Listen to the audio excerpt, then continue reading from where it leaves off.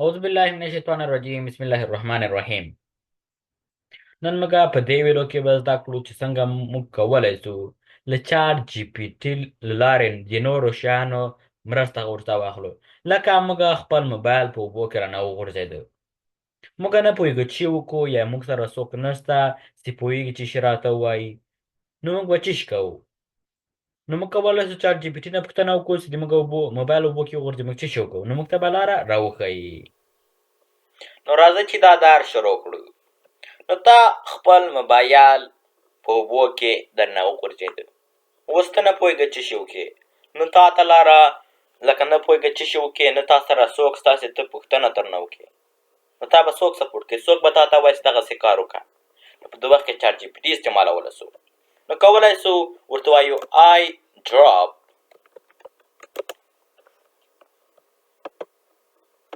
I drop my phone into the water.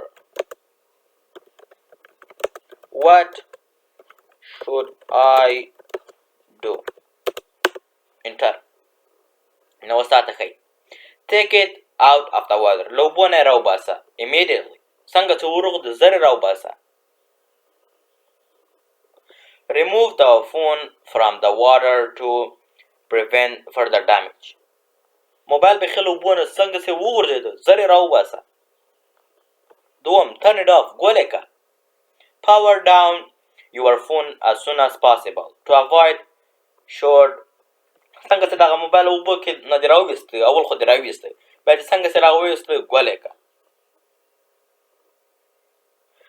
Don't turn it back on. بیرته چې ګول دې کړې بیرته یې مه لګوه.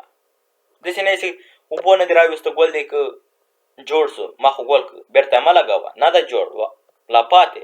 Dry it off. وچ یې کړه. Use a towel or cloth. لکه دغسې یو لکه کالي یا لکه ټاول لکه دغه دا استعمال کړ چې وچ یې کړې پرې.